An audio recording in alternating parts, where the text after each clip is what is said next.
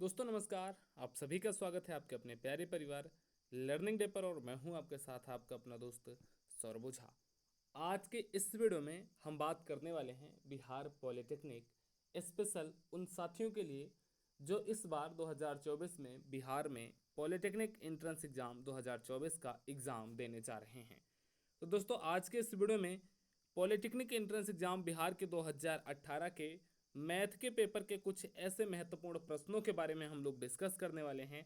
Math के उन प्रश्नों को हम लोग सॉल्व करने वाले हैं जो 2018 के पेपर में आए थे और इस बार 2024 के पेपर में उन्हीं पर आधारित प्रश्न बिहार पॉलिटेक्निक एंट्रेंस एग्जाम में आ सकते हैं। तो ये सभी प्रश्न इस तरीके के होने वाले हैं कि प्रीवियस ईयर के प्रश्न तो होंगे ही होंगे, साथ ही ऐसे प्रश्न हैं जो आपके एग्जाम में रिपीट हो सकते हैं, जहां से आपके एग्जाम में प्रश्न आने के सबसे ज़्यादा चांसेज हैं। तो जो भी साथी पहली बार लर्निंग डे परिवार के इस यूट्यूब चैनल पर पहली दफ़ा जुड़ रहे हैं वो चैनल को सब्सक्राइब, दोस्तों को शेयर, वीडियो को लाइक ज़रूर करेंगे। और ये वीडियो कैसा लगा कमेंट सेक्शन में बताते हुए आप नीचे डिस्क्रिप्शन में दिए गए लिंक के माध्यम से हमारे साथ टेलीग्राम, इंस्टाग्राम, व्हाट्सएप ग्रुप पर ज़रूर ज्वाइन हो जाए। दोस्तों क्वेश्चन नंबर 66 मैंने कल की क्लास में होमवर्क आपको दे रखा था। बहुत सारे साथियों ने इसका आंसर भी दिया था। आप चाहें तो इसके पहले पार्ट का वीडियो चैनल के वीडियो वाले सेक्शन में जाकर के देख सकते हैं, जहां पर हमने 2018 के मैथ के फर्स्ट पार्ट के पेपर को सॉल्व किया है। आज हम लोग 65 66 से इस क्लास को स्टार्ट करने वाले हैं। जैसे सबसे पहला जो क्वेश्चन है, क्वेश्चन नंबर 65 की मैं एक बार फिर से बात करना चाहता हूं, क्योंकि लास्ट क्लास में हम लोगों ने क्वेश्चन नंबर 65 को तो देखा था, लेकिन वहां पर बहुत सारे बच्चों का ये डाउट था कि सर थोड़ा सा आपने वहां पर फास्ट बता दिया था, थोड़ा सा तसल्ली से और बताइए। इस प्रश्न को एक बार और रिपीट कर दीजिए। कि दो व्यंजक हैं, मान लिया हमने एक व्यंजक है ए, दूसरा व्यंजक है बी, और कह रहा कि इनका मासा और लासा आपको दिया गया है। इनका मासा x+1 और लासा इनका x⁴ दिया गया है, और इनमें से एक व्यंजन आपको x² - 1 दिया गया है, तो दूसरा व्यंजन आपको ज्ञात करना है। मैंने मान लिया कि दो व्यंजन कौन कौन से हैं, तो एक व्यंजक आपका हो गया ए, दूसरा हो गया बी। मैंने मान लिया कि इनका जो मासा है वो h हो गया और लासा जो है इनका l हो गया। तो फार्मूला कहता है कि a × b = h × l, मतलब दोनों जो व्यंजक आपको दिए गए हैं उनका गुणनफल बराबर होगा मासा गुणे लासा के। अब यहाँ पर मैंने मान लिया कि ए का मान आपको दिया गया है, अगर यहाँ से आप बी का मान ज्ञात करोगे तो लासा गुणे मासा बटे जो व्यंजक आपको दिया गया है इसी फार्मूले पर आपको रख देना है, आपका प्रश्न सॉल्व हो जाएगा। यहाँ पर सबसे पहले इस पर रखने के लिए आपको जो x⁴ - 1 दिया गया है इसको सॉल्व करना पड़ेगा। जब आप इसको सॉल्व करोगे तो x⁴ को आप लिख सकते हो x² - 1, और ये आपका बन रहा है a² - b²। इसकी वैल्यू हो जाती है एक ब्रैकेट में a+b, दूसरे ब्रैकेट में a-b। ए की वैल्यू है x², बी की वैल्यू है 1, तो एक ब्रैकेट में आपका हो जाएगा x² + 1 और दूसरे ब्रैकेट में हो जाएगा आपका x² - 1। और ध्यान रखेंगे सभी साथी, ये वैल्यू किस चीज़ की आई है, तो ये वैल्यू आई है x⁴ - 1। मतलब अब जहाँ भी मुझे x⁴ - 1 मिलता है उसके प्लेस पर मैं एक ब्रैकेट में x² - 1 और दूसरे ब्रैकेट में x² + 1 लिख सकता हूँ। बस अगर आपने इतना समझ लिया, आपने इतना कर दिया, तो आपका प्रश्न आधे से ज़्यादा सॉल्व हो चुका है। आप कहोगे कैसे सॉल्व हो चुका है, तो जो मैंने आपको फार्मूला बताया था उसी फार्मूले की तरफ आपको चले जाना है। आपको दूसरा व्यंजक मैंने मान लिया कि बी की वैल्यू निकालनी है। बी इज इक्वल टू आपको क्या पता था, मासा गुणे लासा। मासा का मान है x+1, यहाँ पर x+1 रख दो। लासा है आपका x⁴ - 1, इसकी वैल्यू आपको क्या मिला था x² - 1 एक ब्रैकेट में, दूसरे ब्रैकेट में x² + 1 अपॉन ए था। ए का मान आपको x² - 1 दिया गया है, x² - 1 कर दो। अब x² - 1 से x² - 1 कैंसिल हो जाएगा। सिंपली आपका एक ब्रैकेट में x+1 और दूसरे ब्रैकेट में x² + 1 बच जाएगा, और यही आपके इस प्रश्न का करेक्ट आंसर हो जाएगा। अगर आप देखोगे तो ये आपको ऑप्शन नंबर डी पर मिल रहा है, मतलब ऑप्शन नंबर डी जो हो जाएगा वो आपके इस प्रश्न का करेक्ट आंसर हो जाएगा। एक बार थम्सअप करके सभी साथी बताएंगे कि क्या आपको ये प्रश्न शानदार तरीके से, गजब तरीके से, अच्छे तरीके से समझ में आ गया हो। तो एक बार सभी साथी कमेंट सेक्शन में थम्सअप करते हुए बताएंगे, ताकि हम लोग अगले प्रश्न की तरफ बढ़ सकें। मैं फिर से रिपीट करना चाहता हूं कि जो भी साथी लर्निंग डे परिवार के इस यूट्यूब चैनल से पहली दफ़ा जुड़े हैं उस चैनल को सब्सक्राइब जरूर करें, क्योंकि आने वाली हर एक क्लास आपके लिए इंपॉर्टेंट है। बिहार पॉलिटेक्निक एंट्रेंस एग्जाम के लिए इंपॉर्टेंट है, क्योंकि आने वाली हर एक क्लास में हम आपको ऐसा प्रश्न बताने वाले हैं, ऐसे आपको फार्मूला बताने वाले हैं जहां से आपके एग्जाम में 110% प्रश्न आएगा। जैसे इस तरीके का प्रश्न अगर आपके एग्जाम में आता है तो बहुत सारे बच्चों को ऐसे प्रश्नों में कन्फ्यूजन होती है, बट आज के बाद सभी साथियों को ध्यान रखना है कि अगर आपके एग्जाम में ऐसा प्रश्न आता है तो सबसे पहले आपको क्या करना होगा, आपको ऑप्शन की तरफ जाना होगा। ऐसे प्रश्नों को आपको ऑप्शन की हेल्प से सॉल्व करना है, तो आप मान के चलना कि आपका आधे से ज़्यादा टाइम बच जाएगा एक क्वेश्चन को सॉल्व करने में। कैसे? सबसे पहले प्रश्न ध्यान से देखो, कह रहा है यदि दो अंकों की एक संख्या के अंकों का योग का 4 गुना तथा अंकों के गुणनफल का 3 गुना हो तब आपको संख्या बतानी है। प्रश्न नहीं समझ में आता है तो एटलीस्ट कम से कम आपको प्रश्न को 3 बार पढ़ना है, 3 बार समझना है। यह प्रश्न कह रहा कि दो अंकों की एक संख्या है जिनके अंकों को अगर आप जोड़ देते हैं और उनमें 4 से गुणा कर देते हैं, और दूसरी तरफ अगर आप अंकों के दोनों जो संख्या है उनके दोनों अंकों का गुणा करके आप उसमें 3 से मल्टीप्लाई कर देते हैं तो दोनों बराबर है। जैसे मैंने मान लिया कि अगर जो संख्या है वह यक्स वाई है, तो इस प्रश्न के कहने का मतलब है कि अंकों को योग करने पर यक्स और वाई उसके अंक हैं, तो अंकों का योग करने पर और उसमें अगर मैं 4 से गुणा कर रहा हूँ तो यह बराबर हो रहा है अंकों के गुणनफल में 3 से गुणा करने के। बस यहीं तक आपका प्रश्न था, इतना ही आपके प्रश्न का कॉन्सेप्ट था। प्रश्न कम से कम अगर एक बार में समझ नहीं आता तो मैं फिर से कहता हूँ 3 बार आप समझ लेना, एटलीस्ट 3 बार पढ़ने के बाद प्रश्न आपको समझ आ जाएगा। अब बस इसी पर उठा करके रखना स्टार्ट कर दो। आ जाइए हम सबसे पहले ऑप्शन नंबर 4 से बढ़ते हैं। ऑप्शन नंबर 4 से हम इस क्वेश्चन को क्यों सॉल्व करेंगे ये भी मैं आपको बताऊंगा, क्योंकि मैक्सिमम टाइम क्या होता है कि जो आपके आंसर होते हैं वो नीचे की तरफ होते हैं, इसीलिए हम ऑप्शन नंबर डी को पहले उठाते हैं और डी से इस प्रश्न को सॉल्व करना स्टार्ट करते हैं। डी पे क्या है, 21 है। सबसे पहले आपको क्या करना है, अगर अंकों का आप योग करते हो तो 2 और 1 आपको कितना हो जाएगा, आप कहोगे 2 और 1 3 हो जाएगा। अगर आप अंकों का गुणनफल करते हो तो 2 में 1 से मल्टीप्लाई करोगे आपको कितना प्राप्त हो जाएगा, 2 प्राप्त हो जाएगा।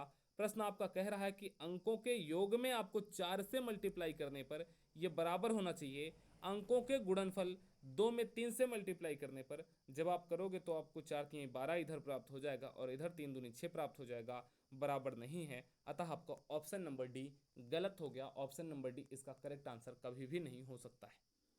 अब अगर ऑप्शन नंबर डी गलत हो गया तो ऑप्शन नंबर सी की तरफ चलना है, और ऑप्शन नंबर सी पे क्या है, आपको 1 और 2 दिया गया है। 1 और 2 का अगर आप योग करोगे तो 2 और 1 आपको 3 मिल जाएगा, इनका आप मल्टीप्लाई कर दोगे तो आपको 2 मिल जाएगा।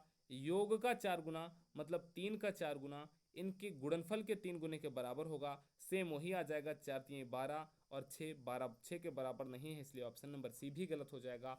अब दो ऑप्शन आपके बाहर हो गए, ऑप्शन नंबर सी और ऑप्शन नंबर डी। अब ऑप्शन नंबर ए और ऑप्शन नंबर बी को हम मिलाएंगे, इन दोनों में से कोई ना कोई एक ज़रूर आपका करेक्ट आंसर आएगा। जब आप ऑप्शन नंबर ए को लेते हैं, 4 में 2 ऐड करते हैं, यहाँ पर जोड़ते हैं आप 4 और 2 आपको कितना मिल जाएगा, 6 मिल जाएगा। और जब 4 में आप 2 का मल्टीप्लाई करते हैं तो 4 दूनी 8 मिल जाएगा।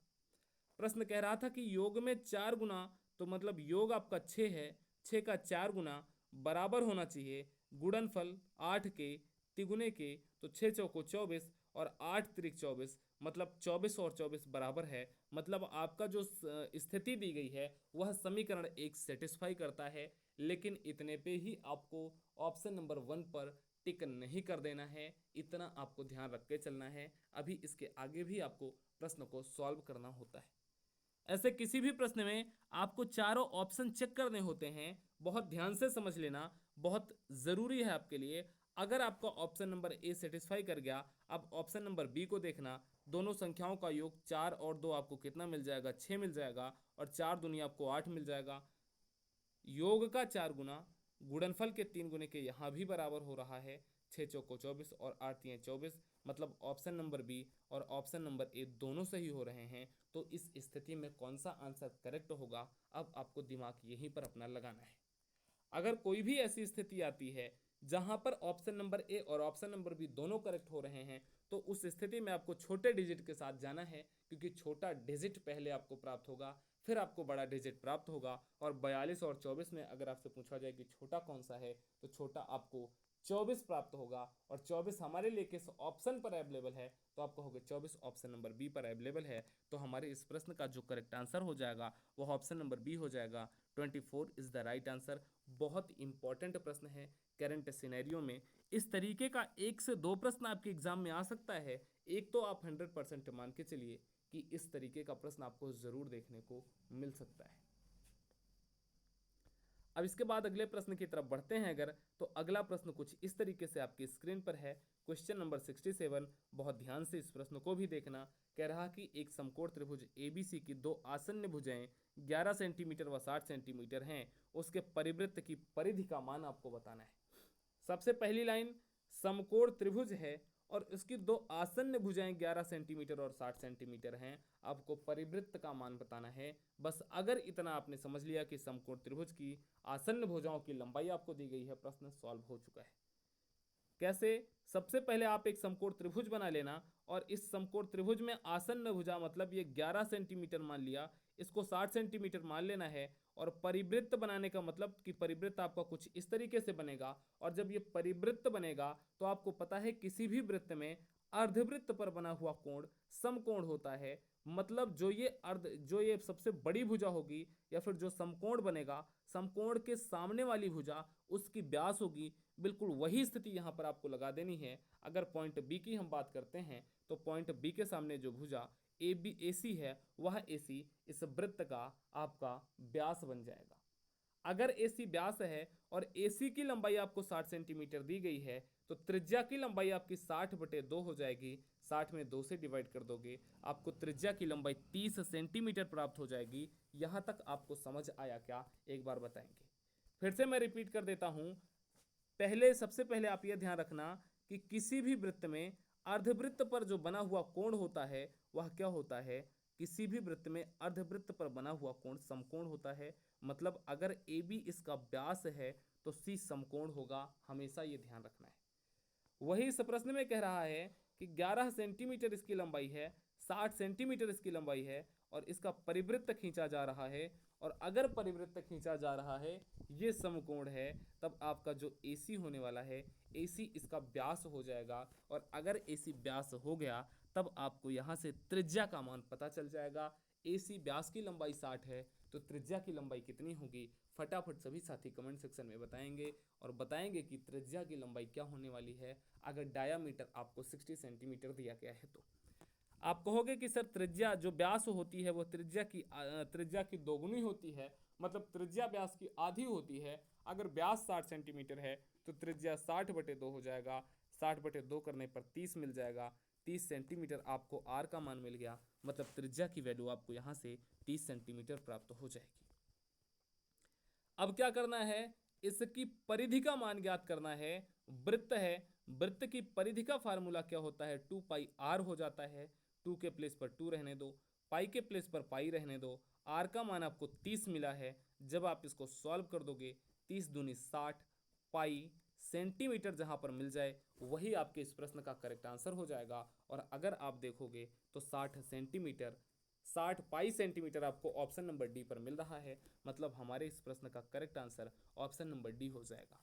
वहीं पर अगर इस परिवृत्त का क्षेत्रफल आपसे पूछा जाता तो क्षेत्रफल आपको निकाल करके अब इसका आंसर कमेंट सेक्शन में बताना है। फार्मूला आपको यूज करना होगा पाई आर स्क्वायर का। आर की वैल्यू आपको 30 सेंटीमीटर दे दिया गया है। पाई का मान आप चाहे पाई रहने दो या फिर 22/7 आप कर दो। आप अपनी सुविधा के अनुसार इसको सॉल्व करके उस परिवृत्त का क्षेत्रफल कमेंट सेक्शन में सभी के सभी साथी बताएंगे। बहुत बेहतरीन क्वेश्चन है, एक जबरदस्त क्वेश्चन है। इसमें दो कॉन्सेप्ट आपके यूज होते हैं, पहला तो त्रिभुज का और दूसरा आपका किसी भी वृत्त में किसी भी अर्धवृत्त पर बने हुए कोण का कॉन्सेप्ट यहाँ पर आपका प्रयोग किया जाएगा। अब अगर अगले प्रश्न की तरफ हम सभी साथी बात करते हैं तो इस तरीके का भी प्रश्न आपके एग्जाम में मैक्सिमम टाइम आता है। इसमें कह रहा कि यदि समीकरण x² - 4x + 1 = 0 के मूल अल्फा और बीटा हैं, तब आपको alpha cube plus beta cube की वैल्यू ज्ञात करनी है। ऐसे प्रश्न अगर आपके एग्जाम में आते हैं तो सबसे पहले आपको इनका फार्मूला पता होना चाहिए। मैं यहाँ पर 4 फार्मूला लिखूंगा, आपको इन चारों फार्मूले को बिल्कुल अच्छे तरीके में 2 ही लिख देता हूँ, बाकी 2 मैं आपको ऐसे ओरली बता देता हूँ, आपको समझ लेना है। पहला ए क्यूब प्लस बी क्यूब का, दूसरा ए क्यूब माइनस बी क्यूब का। अगर बात की जाएगी A cube plus B cube का, तो एक ब्रैकेट में ए प्लस बी, दूसरे में A square plus B square, और फिर माइनस का ए बी हो जाएगा। और अगर बात की जाएगी A cube minus B cube का, तो एक ब्रैकेट में ए माइनस बी, दूसरे ब्रैकेट में A square plus B square plus का ए बी का। बस इसी फार्मूले पर उठा करके आपको ये सारी वैल्यू रख देनी है, आपके प्रश्न का आंसर मिल जाएगा। अब देखिए हम इसको कैसे सॉल्व करते हैं, कैसे समझते हैं, बहुत ध्यान से बहुत अच्छे से समझना। बट इसके साथ ही साथ आप एक और फार्मूला देख लो, alpha square plus beta square का फार्मूला भी। अगर इस फार्मूले की बात की जाएगी तो इसकी वैल्यू हो जाएगी अल्फा प्लस बीटा का whole square minus 2 alpha beta. मैं इसलिए आपको बता रहा हूँ क्योंकि अभी मैं इसी को यूज करने वाला हूँ alpha cube plus beta cube के फार्मूले में, तब उस टाइम आपको कन्फ्यूजन ना हो, इसलिए मैंने आपको इसको भी बता दिया कि कहीं पर भी अगर आपको alpha square plus beta square मिलता है तो उसका जो फार्मूला होता है वह हो जाता है अल्फा प्लस बीटा का whole square minus 2 alpha beta. अब इस प्रश्न की तरफ आ जाइए। इस प्रश्न में कह रहा कि मूल अल्फा बीटा हैं, तो alpha cube plus beta cube की वैल्यू ज्ञात करनी है। तो यहाँ से अगर आप मूलों का योगफल ज्ञात करेंगे तो मूलों का योगफल is equal to minus B upon A हो जाता है। माइनस बी, बी की वैल्यू 4, ए की वैल्यू 1, माइनस माइनस आपको प्लस हो जाएगा, मूलों का योगफल आपको 4 मिल जाएगा। बात की जाएगी मूलों के गुणनफल की, तो मूलों का गुणनफल सी अपान ए हो जाता है। सी का मान 1 है, ए का मान 1 है, मूलों का गुणनफल आपको 1 मिल जाएगा। आपको मूलों का गुणनफल 4 मिल गया, मूलों का गुणनफल आपको 1 मिल गया, और मूलों का योगफल आपको 4 मिल गया। उठा करके इन दोनों वैल्यू को आपको जो प्रश्न आपके सामने दिया गया है कि alpha cube plus beta cube की वैल्यू ज्ञात करनी है, वहीं पर आपको रख देना है। आ जाइए दोस्तों हम रख देते हैं, लेकिन उसके पहले हम alpha square plus beta square की वैल्यू ज्ञात कर लेते हैं। मैंने आपको बताया था अल्फा प्लस बीटा का होल स्क्वायर माइनस का 2 alpha beta, alpha plus beta मूलों का योगफल का मान आपको 4 मिला था, 4 का स्क्वायर कर दो, माइनस है तो माइनस लगा दो, 2 गुणे मूलों के गुणनफल की वैल्यू 1 मिली थी। 4 का स्क्वायर कर दोगे 16, माइनस 2 कर दोगे 2, 16 में से 2 आप घटा दोगे आपको 14 मिल जाएगा। किसकी value? Alpha square plus beta square की। अब मतलब जहां पर भी आपको alpha square plus beta square मिलता है उसके प्लेस पर आपको 14 रख देना है। यहाँ तक दोस्तों सभी साथियों को बहुत अच्छे तरीके से, बहुत शानदार तरीके से समझ आया होगा। अब 14 आपको ध्यान रखना है। फार्मूला क्या था? Alpha cube plus beta cube का एक एक लाइन एक एक स्टेप समझते हुए चलना। अल्फा प्लस बीटा एक ब्रैकेट में, दूसरे में alpha square plus beta square minus का अल्फा बीटा। अब यहाँ पर अल्फा प्लस बीटा की वैल्यू 4 है, alpha square plus beta square की वैल्यू 14 थी, माइनस है माइनस, अल्फा बीटा की वैल्यू 1 थी, 1 कर दो। आपको 4 इंटू 14 में से 1 घटा दोगे 13, और 13 में 4 का आप मल्टीप्लाई कर दोगे तो 13 चौको 52 मिल जाएगा आपको आंसर। 52 किस ऑप्शन पर है? तो आप कहोगे सर 52 हमें ऑप्शन नंबर बी पर मिल रहा है, इसलिए हमारे इस प्रश्न का जो करेक्ट आंसर हो जाएगा वह ऑप्शन नंबर बी हो जाएगा। 52 इज द राइट आंसर। इस तरीके का प्रश्न आपके एग्जाम में ज़रूर आता है। बहुत आसान सा प्रश्न होता है, बट ये आसान आपको तभी लगेगा जब आप इस तरीके के प्रश्नों की प्रैक्टिस करेंगे, जब आप इस तरीके के प्रश्न ज़्यादा से ज़्यादा लगाएंगे, और लर्निंग डे से अगर आप इस तरीके के प्रश्नों को आप समझेंगे तभी आपको इस तरीके के प्रश्न सॉल्व हो पाएंगे, वरना आप इन प्रश्नों को गलत करते रह जाएंगे। इस प्रश्न में जो सूत्र यूज हुए, जो कॉन्सेप्ट यूज हुआ, जो मेथड यूज हुआ, सब मैंने आपको बता दिया है। इस तरीके का प्रश्न अब मैं आपके लिए लिखता हूं। आप सभी साथियों को इसका आंसर देना होगा। प्लस का 6x और फिर प्लस का 5 इज इक्वल टू 0 है, और इनके मूल अल्फा और बीटा हैं। तो सभी साथियों को alpha cube plus beta cube का मान निकाल करके इसका आंसर कमेंट सेक्शन में बताना है कि 2x square plus 6x plus 5 is equal to 0 के मूल अल्फा और बीटा हों, तो alpha cube plus beta cube की वैल्यू बतानी है। सभी साथी इसको सॉल्व करेंगे और सभी साथी इसका आंसर कमेंट सेक्शन में बताएंगे। बहुत इंपॉर्टेंट है। इस तरीके के प्रश्न अगर आपके एग्जाम में आते हैं तो अगर आप प्रैक्टिस किए रहेंगे तो कभी भी आपसे इस तरीके का कोई भी प्रश्न नहीं गलत होने वाला है। बट अगर आपकी प्रैक्टिस नहीं रहेगी तो इस तरीके के प्रश्न आएंगे और आपके यहाँ से आपसे गलत होकर के चले जाएंगे। अगला जो कॉन्सेप्ट है, अगला जो स्टेप है, आप क्वेश्चन नंबर 70 को होमवर्क के रूप में स्क्रीनशॉट इसका ले सकते हैं। आप सभी साथियों को मैं बताना चाहता हूं कि अगर आप मेरे साथ पर्सनली इंस्टाग्राम पर ज्वाइन होकर के अपने कोई भी डाउट, कोई भी क्वेरी आप मेरे से पूछना चाहते हैं तो उसकी लिंक आपको नीचे डिस्क्रिप्शन में मिल जाएगी। आई एम सौरभ ओझा 1 के नाम से आप मेरे को इंस्टाग्राम पर अपने डाउट, अपनी क्वेरी भेज सकते हैं। साथ ही साथ ये पीडीएफ अगर आपको चाहिए तो आप नीचे डिस्क्रिप्शन में दिए गए लिंक के माध्यम से टेलीग्राम को ज्वाइन करके वहाँ पे आप अपने डाउट भी भेज सकते हैं और आप इस पीडीएफ को भी वहाँ से ले सकते हैं। क्वेश्चन नंबर 69 की बात कर लेते हैं और फिर हम लोग इस क्लास को एंड करेंगे, फिर से नेक्स्ट क्लास में मिलेंगे। इसमें कह रहा 4.6 प्लस 3.1 का स्क्वायर माइनस 4.6 माइनस 3.1 का स्क्वायर। यहाँ पर आपको एक बार a प्लस बी का whole square minus a minus B का होल स्क्वायर आपको लगा देना है। आपके प्रश्न का आंसर मिल जाएगा बहुत आसान तरीके से। जब आप यहाँ पर a प्लस बी के होल स्क्वायर का फार्मूला लगाएंगे तो आपको मिल जाएगा a का स्क्वायर मतलब 4.6 का स्क्वायर प्लस b का स्क्वायर, b की वैल्यू है आपकी 3.1, 1 का स्क्वायर प्लस का 2ab, 2 इंटू ए का मान 4.6 इंटू बी का मान 3.1, माइनस है तो माइनस लगा दो। अब यहाँ पर आपको a माइनस बी के होल स्क्वायर का फार्मूला लगा देना है। a स्क्वायर आगे माइनस है तो माइनस हो जाएगा, माइनस 4.6 का स्क्वायर माइनस 3.1 का स्क्वायर और फिर माइनस 2ab होता है, आगे माइनस था तो minus minus plus 2 into 4.6 into 3.1 आपको मिल जाएगा। इस माइनस 4.6 के होल स्क्वायर से इसको कैंसिल कर सकते हो। 3.1 के होल स्क्वायर से माइनस का 3.1 का होल स्क्वायर कैंसिल हो जाएगा, बच जाएगा आपके लिए 2 इंटू 4.6 इंटू 3.1 और फिर प्लस 2 इंटू 4.6 इंटू 3.1, 2 दूनी 4 गुणे 4.6 गुणे 3.1, यही हो जाएगा आपके प्रश्न का करेक्ट आंसर। अब आप बहुत अच्छे तरीके से, बहुत शानदार तरीके से इस प्रश्न का आंसर बता सकते हो। अगर मुझे बताना हो तो मैं बिना सॉल्व किए इस प्रश्न का आंसर बता सकता हूँ। कैसे? अगर मैं यहाँ पर इकाई के अंक देखूंगा तो 6 चौको 24, इकाई का अंक 4 और 4.6 में 4 आ गया, 6 चौको 24 के इकाई का अंक 4 हो गया और फिर इकाई के अंक में जब आप 1 का मल्टीप्लाई कर देंगे फिर से 4 आ जाएगा। ऑप्शन नंबर डी हो जाएगा आपके इस प्रश्न का करेक्ट आंसर। बिना गुणा किए आप इकाई के अंक देख करके ऐसे प्रश्नों में आंसर बता सकते हैं। ये शानदार तरीका मैं आपको बता रहा हूँ। जो मेथड आपको कोई भी यूट्यूब चैनल नहीं बताने वाला है वो मेथड आपको लर्निंग डे बताता है।